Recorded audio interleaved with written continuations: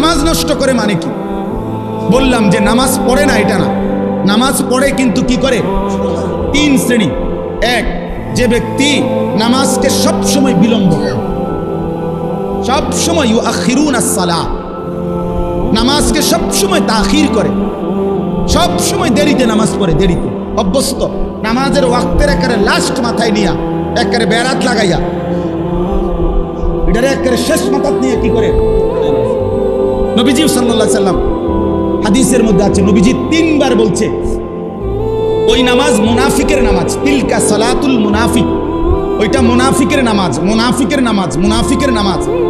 আসরের নামাজের উদাহরণ দিতে গিয়ে বলছে নবী যে ইয়ারকুবু হাত্তা তাগরুবাশ শামস, অর্থাৎ সে অপেক্ষা করে, আসরের নামাজ পড়ে না, সূর্য ডুবার কাছাকাছি হয়ে যায়।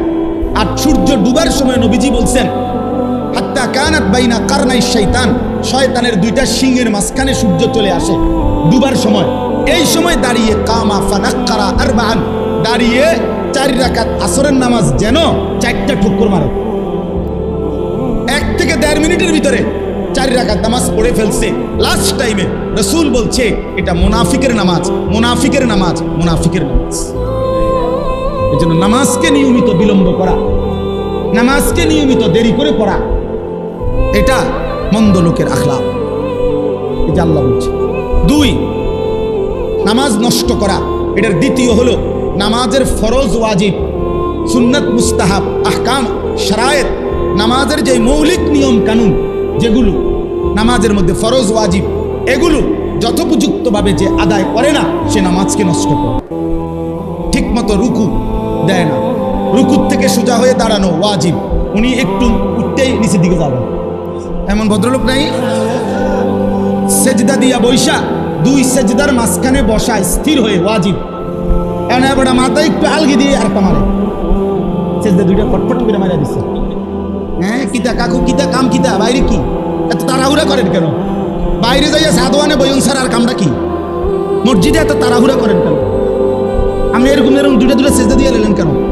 মাঝখানে স্থির হয়ে বসা কি ওয়াজিব?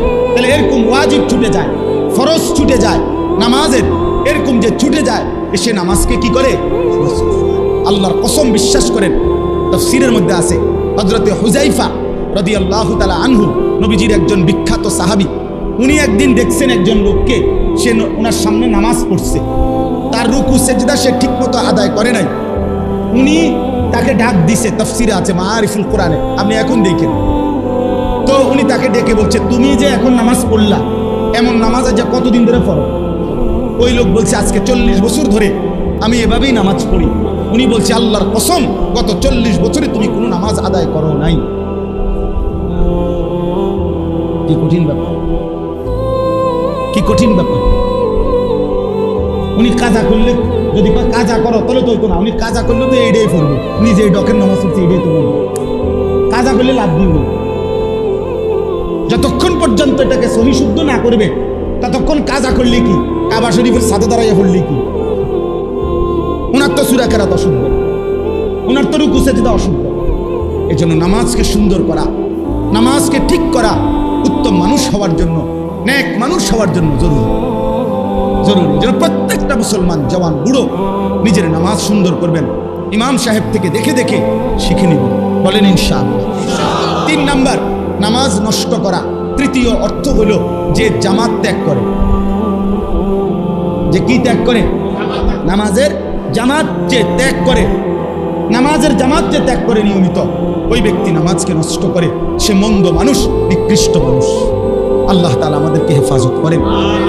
আল্লাহ বলেন ওয়াত্তাবাউশ শাহাওয়াত, আরেকটা বলছে যে নিকৃষ্ট মানুষ কারা, মন্দ লোক কারা? আল্লাহ বলে যারা তাদের মনের চাহিদার অনুসরণ করে। আল্লাহর বিধান, রাসূলের বিধান, কোরআনের বিধান, সুন্নাহর বিধান, এত কিছু আমি দাঁড়ি না, আমার দরকার হলো আমার মনে যা চাই তা। চুল আমার মন মতো, জামা আমার মন মতো, কাপড় আমার মন মতো, আমার আয় রোজগার, আমার ব্যবসা, আমার বাজার, আমার সব আমার মন মতো, আমার যা মন চায় তা।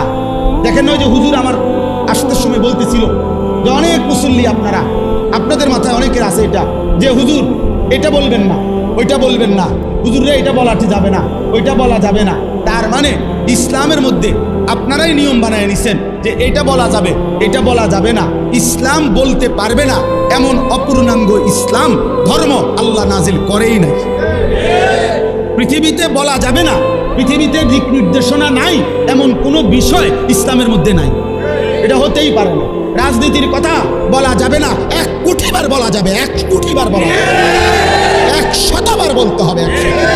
রাজনীতিবিদও আখিরাতে আল্লাহর বিচারের মুখোমুখি হইতে হবে।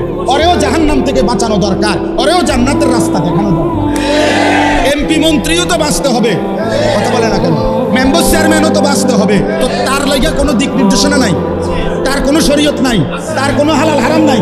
তো এটা হুজুরি করতো না তো কেডা করবো? এটা আমেরিকার প্রেসিডেন্টে করবো নাকি? তো বলবে না কেন? বলবে না কেন? বলবে না কেন?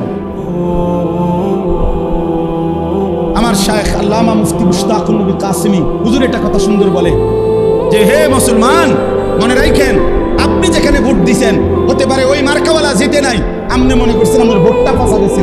হুজুর বলে না, দিনদার ইমানদার আল্লাহ ভীরুকে যদি আপনি এই রায়টা দিছেন, হতে পারে আপনার ভোট পড়ছে কিন্তু আপনার ঈমান ঠিক হয়ে গেছে, আখিরাত বাইচা গেছে, আখিরাত বাইচা গেছে, আখিরাত বাইচা গেছে। মামুলি বিষয় না। ইসলাম সব বিষয়ে দিক নির্দেশনা দিবে। এটাই ইসলাম, এটাই পূর্ণাঙ্গ, এটাই কমপ্লিট কোড অফ লাইফ, এটাই পূর্ণাঙ্গ জীবন। অতএব আপনারা সকল বিষয়ে ওলামায়ে কেরাম থেকে দিক নির্দেশনা নেবেন, বলেন ইনশাআল্লাহ।